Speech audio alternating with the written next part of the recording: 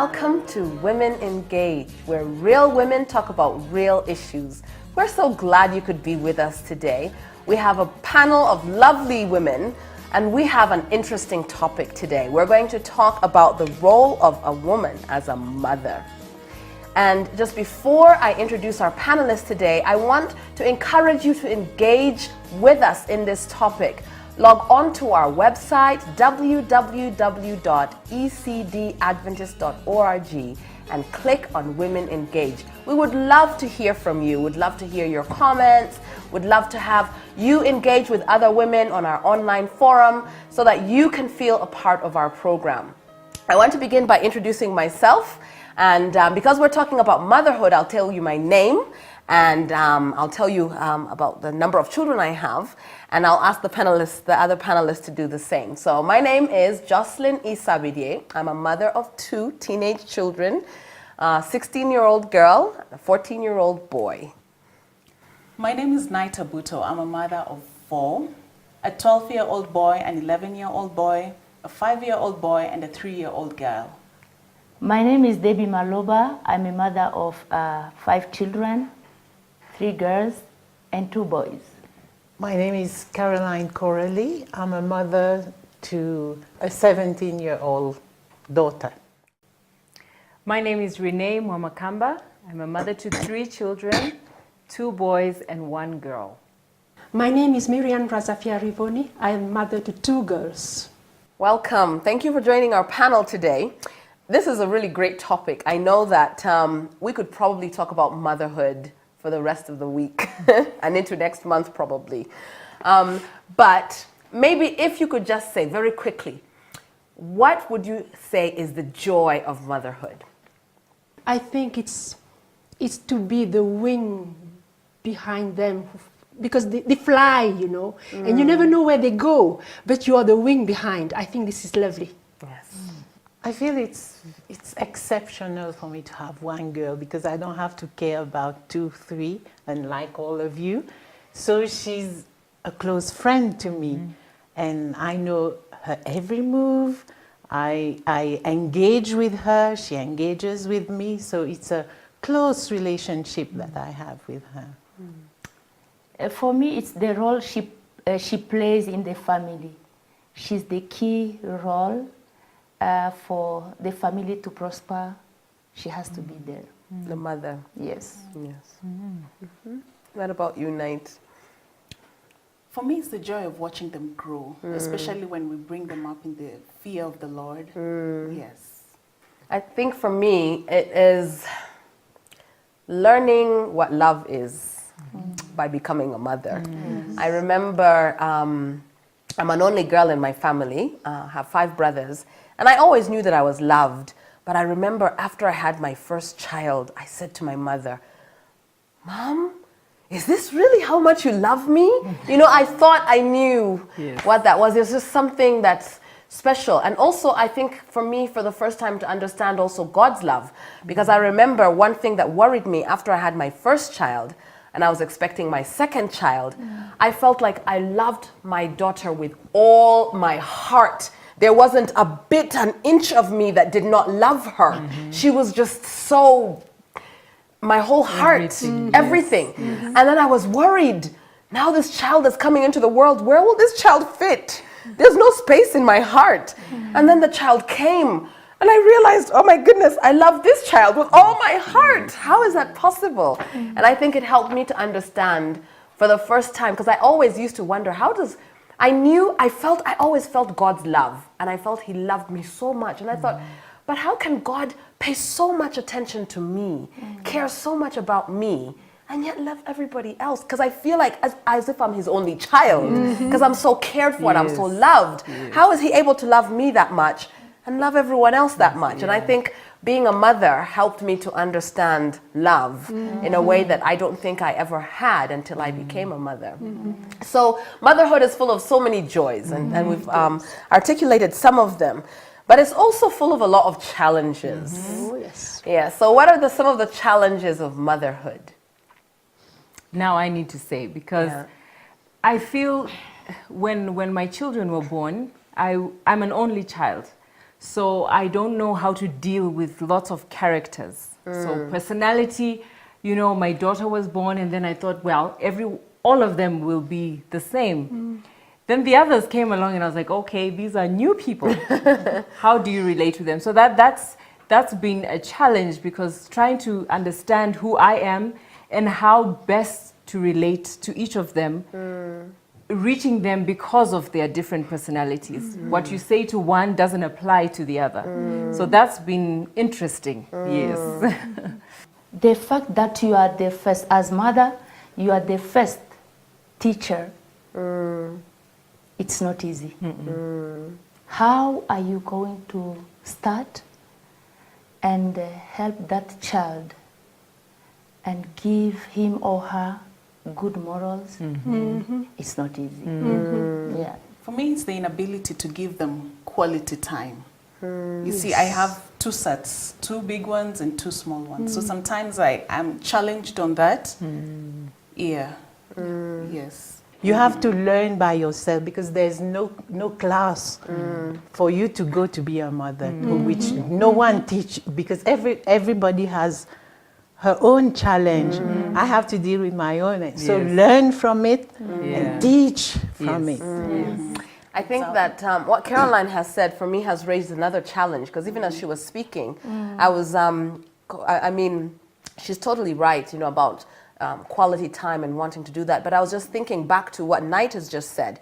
She's a mother of 4 as compared to being a mother of 1. And then you have, she talks about she has children that are slightly older. Your eldest is 12. You have 12 and 11. And then you have 3 and 5. And so, yes, you want to give that quality time, but that's the challenge, and that's why sometimes even the guilt. Because yes, okay, you want to give the quality time, but you have 4 children, and their needs are also different. Because you have one child who comes, touches you for 2 seconds, and goes, and they're fine, and then you have another child that is clingy, and they want and they need all of your attention, and then you have, so there's the quality time might be something that you want to do, but I think that is a real challenge, because there are so many other things that are fighting for your time. So when you have more than one child, it is those children all need your attention. Then it's also the hubby. You know, one of the challenges I think for me when I first had the children is because I'd wanted to. I had my first child in our 2nd year of marriage, and so we had those 2 years when it was just the 2 of us, and then the children came, and I was happy, but hubby didn't look as happy as I did, and it's not because he didn't want the children, because he wanted the children because it was a choice, but all of a sudden. It's not, my world does not revolve around him. And even when I'm telling myself, okay,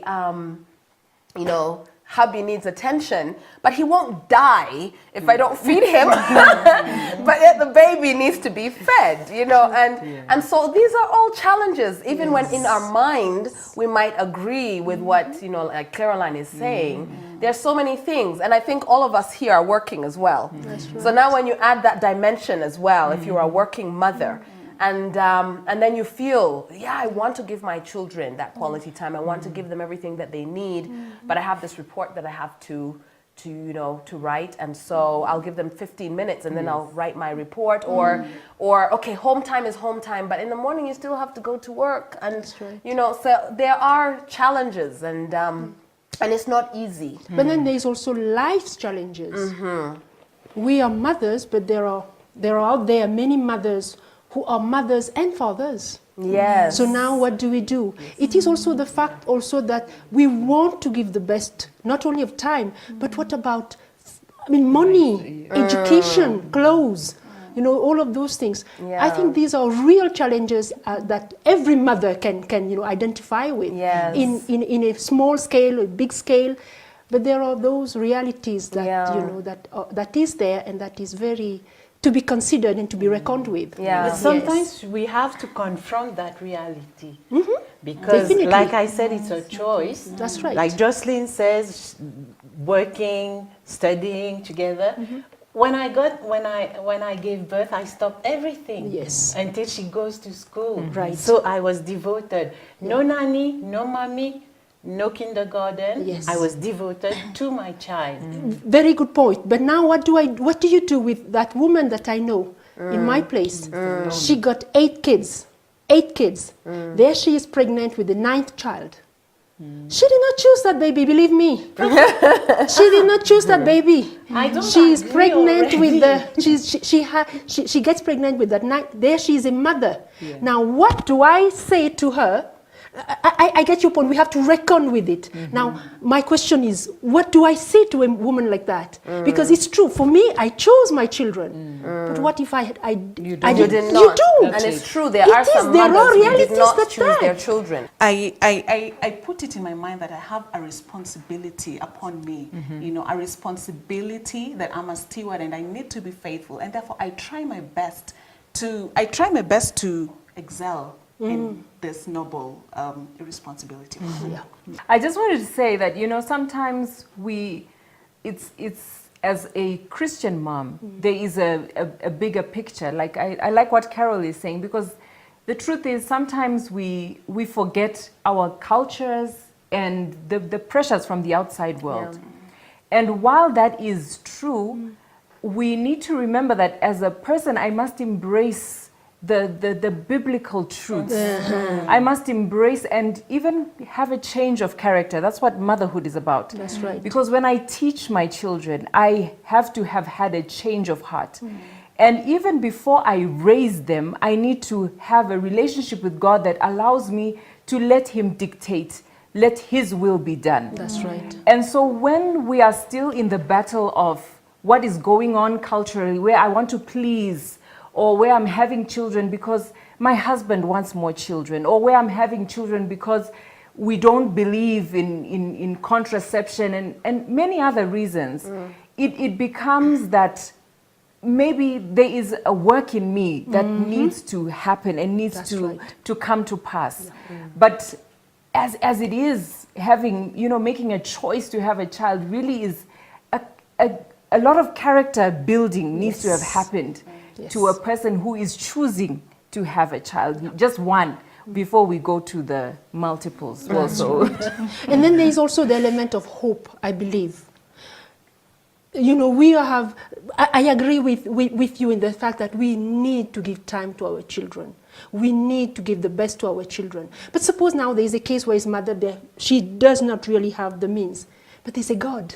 There's a God. Yes. And I believe as mothers, we have to believe that fully, 100%, that no matter what happened, that God, who has created me as a mother, can and will help me. Society has a role to play in defining who we are as a mother. What do you think society tells us that we have to be as a mother? And then from there, I want us to see, are we happy with the definition that society has given to us as a mother? So what does society say that we have to be as mothers? Society wants us to be everything. Mom, housewife, working woman. So we have to englobe, we have to embrace everything. We are like magician. And you must be infallible, perfect. Yes. Yes. We are everything, especially in our context. It's like we are the driver, we are the chef, we are the psychologist, we are the doctor. We are everything. So that's what society, but is that what we want? Well, that's a question. Is that what we want? Yes. I think there are different cultures, because there are some cultures where mom is really looked up to. When mom is not there, things don't function. And in such societies, I think as a mom, you glow, you know, knowing that, oh, okay, everyone is with me here. Everyone is supporting me. They want, you know, this role.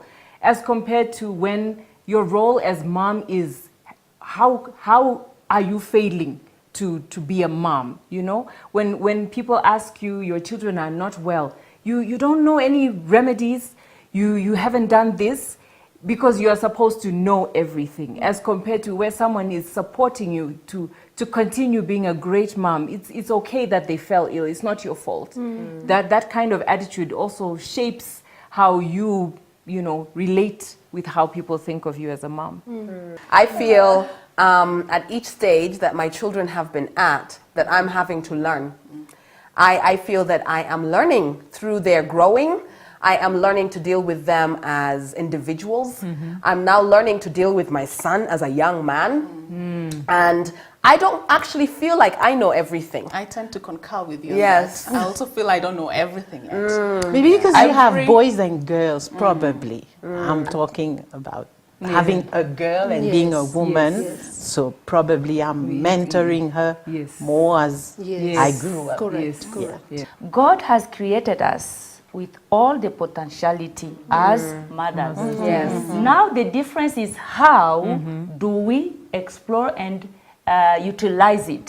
That is the difference. Exactly. Yes. Exactly. But the interesting thing with potential, just like because you have potential doesn't mean that you've achieved. Yes. Exactly. Sometimes to have potential, you have to go through struggle to meet your potential. Sometimes you have to learn and equip yourself with skills and knowledge. So I also believe that if God has given you children that you have within you, you and God, that partnership, and with your husband. Yes. And the support of your community, you have within you what it takes. But that doesn't necessarily mean that you will wake up to motherhood and you automatically know. And I think it's very important that we say that, because right now there might be a mother watching us who thought, I've read the books, I've read all the manuals, and they're going through struggles. Maybe their child is only a few weeks old and they're going through depression because they don't, I was fortunate that I never suffered depression when I had my children. But I know women who would talk about reaching a point where they had to take the child, put the child in another room and walk away. And going through this. So when we make it sound as if, it's really easy if you're a mother, it's going to be, then what does that woman who is struggling, who things have not worked the way maybe they worked for me, how does that woman now move forward? Because now they feel that they're a failure. And for me, that's another challenge that we have as mothers. There's a lot of feeling of guilt. When my child does anything wrong, I always ask myself, what could I have done better? Where did I go wrong? And it could be as simple as they're not handing in their homework. And I feel, and I'm a teacher, my child is, and I'm like, what could I, there's that sense of, and I think that's because, like Caroline said, society tells us that we are we are miracle workers, we can do anything. And we, in a way, see that in our own mothers sometimes. We see our mothers and we're like, how did they manage? And we don't know that it was hard for them as well. And so because we have that perception of this superwoman, when we have a failure, no matter how small it is, it could be your child has misbehaved at church. And someone is like, your child did this. You just feel like it's all your fault. That sense of guilt. I think that's a challenge that comes because of the expectations we have about what our role should be. So how do we deal with that? How do we deal particularly with the hard things? It's easy to, have the joys of motherhood, all those goods. But how do we deal with these hard things, the hard challenges, the questions that we sometimes don't have answers to, the expectations that we sometimes do not meet? How do we deal with those kind of things? On a lighter note, I always say that, we have, in my culture, we have baby showers, where the older moms come and talk to you about how to raise children. But I always say to them that, you come and show us how to do a diaper, and you don't tell me what happens when they turn 2 and they don't want to listen and they're throwing tantrums. So, in a sense, Caroline mentioned how God equips us for each stage of their lives. The question is whether I want to embrace what He is speaking to me. Because my children are mine. What your daughter went through when she was 2 is probably not what mine will go through. So as much as you have information where you can say you are going to help me to understand what's going to happen. But God knows the character of my child. He knows her personality. He knows what she's dealing with. And so he instills in me to say, no, this one don't shout, speak. This one, go slowly. So I feel that in our challenges, maybe sometimes as a mom, we become overwhelmed because we look at it in a big picture. When my daughter turns 10, I'm thinking, oh, when she's 17, what's going to happen? But she's 10. Yes. I need to deal with the first year of Pathfinder life. Yeah. I need to deal with her first camp out, you know. That's what I should be focusing on. But then you start thinking, oh, boyfriend, marriage. So I think that's the challenge. If we could remember to take one day at a time with each child as God designs it and listen to him as he speaks for each one. When I think of the big picture, you know, there are so many wonderful children and we look at them as wonderful children. We don't ever go ahead for them.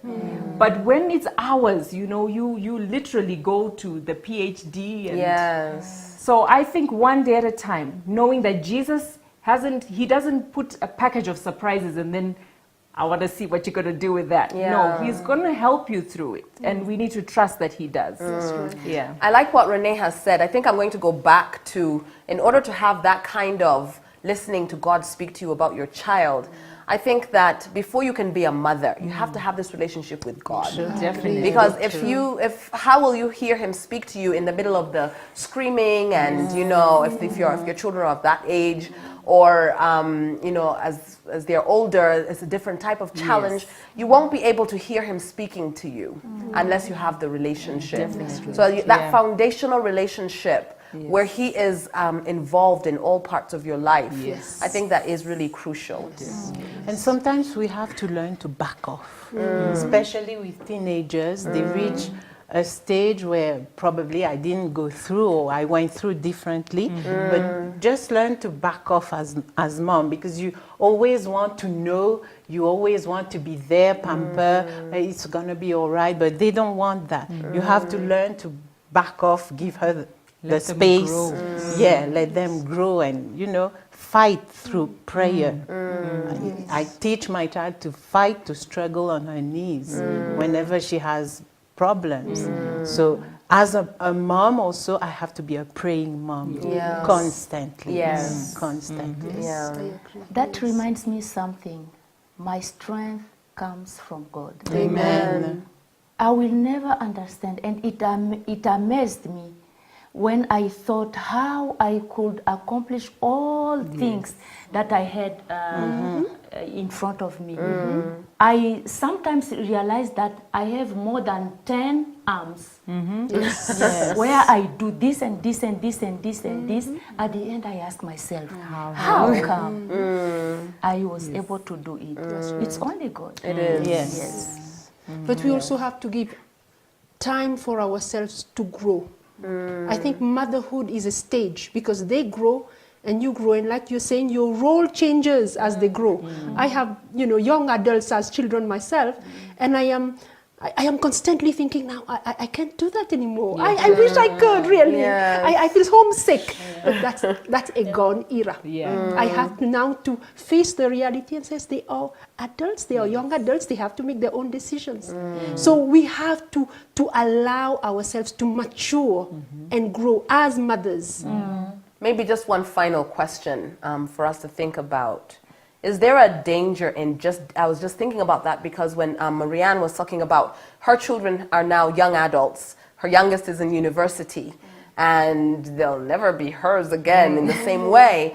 And is there a danger for us to be so defined by our motherhood that after they leave the nest, we're empty? Nothing to do. Yes, we've got nothing to do for it because it's like, I've got nothing to do. But you see, it is related to what Carolina was saying. It's society's expectations that we have to confront. Society expects the victory of our in my culture, we say our children's victory is ours, which is, I believe, when you think about it in the Bible, it's not quite true. Their victory is theirs, mine is mine. So we have to detach ourselves, and therefore, when we reach that motherhood whereby we have to somehow understand that they are gone, they are grown up, but I have gone through a lot. It was nice, it was fun, it was grace, like she says, 10 hands. But at the same time, now it is time for me to detach myself and to refine myself as a mother. And if I have bigger children, 10 years from now, grandmother.